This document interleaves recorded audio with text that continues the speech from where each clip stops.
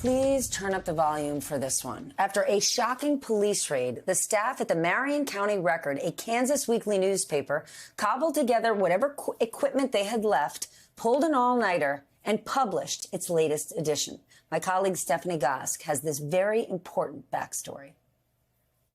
The county attorney for this small Kansas town said there was insufficient evidence to justify last week's police raid of the paper and withdrew the search warrant.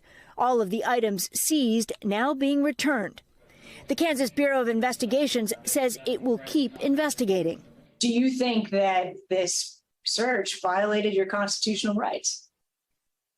Yes, absolutely. It was designed to create a chilling effect on our publication. National news organizations, including NBC News, called the raid a violation of the First Amendment. The response was like that to the Medellin drug cartel, with this massive raid that occupied all the police in the whole eastern half of the county. The search warrant accused reporters at the paper of identity theft and computer crimes while investigating a local restaurant owner, Carrie Newell. Newell said the paper illegally obtained her driving record, which included a DUI. Meyer denies the allegations. He said the raid was a bullying tactic and believes the stress contributed to the death of his 98-year-old mother, who co-owned the paper. If she had known that her death would have caused some people to notice this issue, I think she would have felt very proud about that. In the last 5 days, Meyer says he's received 2,000 new subscriptions, most new readers who don't live anywhere near Marion, Kansas.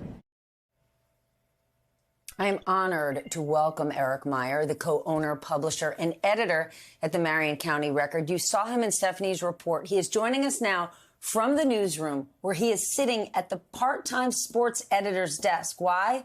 Because it is the only computer left in the building. Eric, this is such an extraordinary and upsetting on so many levels story. The search warrant has now been withdrawn. Have you gotten any insight into how the raid was approved, how this even happened? It's very interesting because the probable cause affidavit, which normally precedes a search warrant, was actually filed 3 days after the search.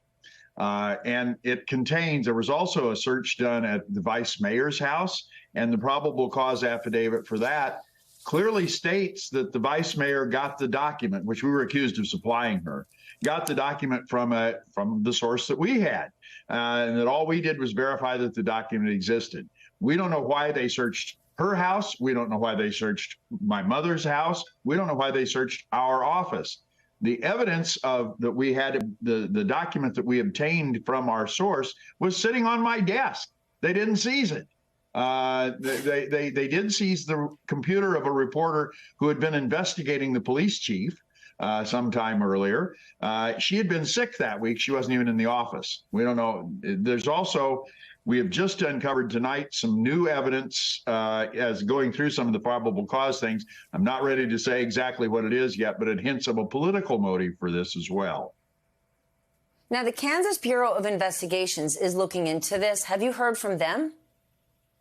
We have not. We, in fact, have not heard from any law enforcement officer throughout this, except for the fact that a week ago today, or a week ago tomorrow, we sent them a notice saying that we had come into possession of this document, and here it is. And if you have any questions about it, if you think there's a follow-up that's warranted to do about this, ask us. But we're not doing anything with it.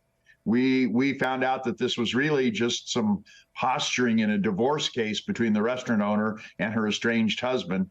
He wanted to say that she had a DUI and her driver's license had been suspended for 14 years so that he could keep the cars. We told her that. She admitted that that's what she thought. In fact, she even knew what the source was right after she had gone into a meeting and accused us.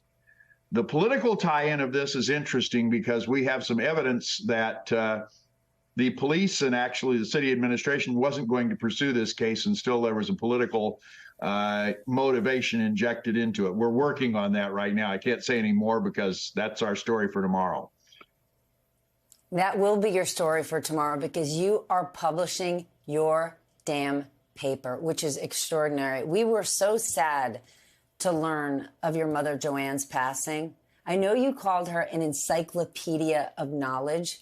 What would it have meant to her knowing that you and your staff pulled it together and published the paper as scheduled this week? Oh, it'd mean everything. It'd mean everything. And it'd also, you live 98 years and you figure it's coming pretty soon. I mean, you don't know when. She'd already at one point, 2 or 3 months ago said, and this is the outfit I want to use in my funeral and, all the rest of that stuff. It was terrible that her last 24 hours were nothing but grief and feeling that her life had been meaningless. She'd worked at this newspaper since 1960. She was still employed here. She still worked one day a week, gathering old time information for us. But that last 24 hours, she was just beside herself as if her whole life hadn't meant anything. She would now be turned around looking at the outpouring of people. You mentioned in the little pre-seed that we had almost 2,000 subscriptions. It's now up to almost 4,000, which is double. Our press run was 4,000 this week. So we've doubled in circulation after this. She would be very impressed with the organizations that supported us, the news organizations that are interviewing us, but I think mostly with the average citizen coming out there. And this is one of those issues that crosses left and right. We have people on the left who are telling us about it, people on the right who are telling us about it. They're all saying the same thing. This isn't American. This isn't proper. This is improper use of abuse of power to intimidate someone. It's a uniting issue, and there are darn few of those in our society these days. Well, you are one impressive American. And that number, you're up to 4,000. I've got a prediction that it is going to be growing big time. Eric, it is a privilege to meet you and speak with you tonight. Thank you so, so much.